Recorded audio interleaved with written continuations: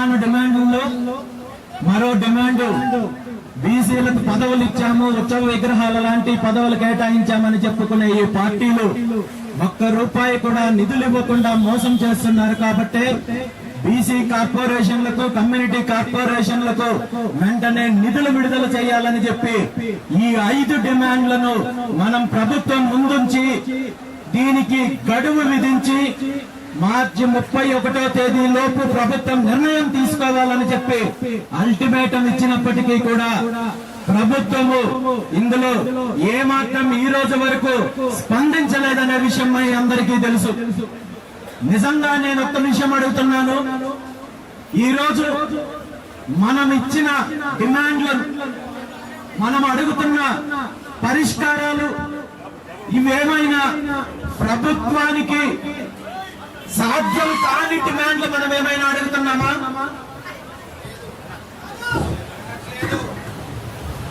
ఈరోజు బీసీలకు సంబంధించి గొంతమ్మ కోరికలు ఏమన్నా మనం కోరుకుంటున్నామా? వీళ్ళ బినామీలకు లాగా వేల ఎకరాల భూములు బలవంతంగా రైతుల దగ్గర లాక్కొని అది బీసీలు ఇవ్వమని చెప్పి మనం ఏమైనా అడుగుతున్నామా? ఈ రోజు వేల కోట్ల రూపాయల విలువైన గనులను, అదే విధంగా బీచ్ శాండ్ మినరల్స్ లాంటి సంపదను అప్పనంగా మనకేమైనా కట్టబెట్టమని మనం అడుగుతున్నామా? లేదంటే ఈ రాష్ట్రానికి సంబంధించిన పదవులన్నీ మనకు కేటాయించమని చెప్పి మనం అడుగుతున్నామా? లేదా ఈ రాష్ట్రంలో ఇప్పటికిప్పుడు మీరు ముఖ్యమంత్రిగా దిగిపోయి ఆ ముఖ్యమంత్రి పీఠ పరిగమన్నా ఇవ్వమని మనం అడుగుతున్నామా? నిజంగా ఆ ముఖ్యమంత్రి పీఠం అంటూ ఇవ్వాల్సింది రాష్ట్ర ప్రజలు. ఆ ప్రజలు ఇచ్చిన రోజు మేము ఈ రోజు ఇలా రోడ్ల మీదకి వచ్చి దీక్షలు, ధర్నాలు, పోరాటాలు చేసుకునే అవసరము ఉండదు అనే విషయాన్ని ఈ సందర్భంగా తెలియజేస్తున్నాను.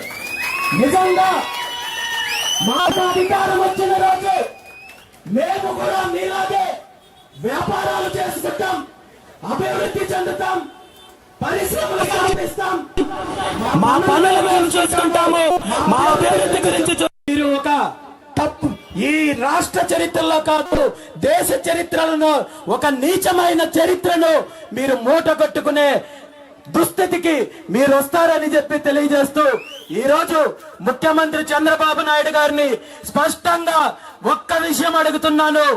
ఈ రోజు మీ ముందుంచిన ఈ 5 డిమాండ్లను నెరవేర్చేంత వరకు ఈ రోజు తలపెట్టిన బీసీ ధర్మ దీక్షను విరమించుకునే ప్రసక్తే లేదని ఈ సందర్భంగా తెలియజేస్తూ మీ అధికారాన్ని ఉపయోగించుకొని, మీ బలగాలను ఉపయోగించుకొని దీక్షను భగ్నం చెయ్యాలని చూస్తే, లేదంటే డిమాండ్లను నెరవేర్చకుండా కుట్రలు చేయాలని చూస్తే దీని మీద తీవ్ర పరిణామాలు మీరు ఎదుర్కోవాల్సి వస్తుందని చెప్పి తెలియజేస్తూ ఈ ధర్మబద్ధమైన దీక్షకు ఈ రాష్ట్రంలో ఉన్న బీసీలు మాత్రమే కాదు, బీసీ సోదరులు మాత్రమే కాదు, అన్ని సామాజిక వర్గాలు, అన్ని వర్గాలు మద్దతు ఇవ్వాలని, ప్రభుత్వం న్యాయం చేసేంత వరకు, డిమాండ్లను నెరవేర్చేంత వరకు ఈ దీక్ష కొనసాగుతుందని చెప్పి తెలియజేస్తూ ఈ రోజు ఈ దీక్షకు మద్దతు ఇవ్వడానికి విచ్చేసిన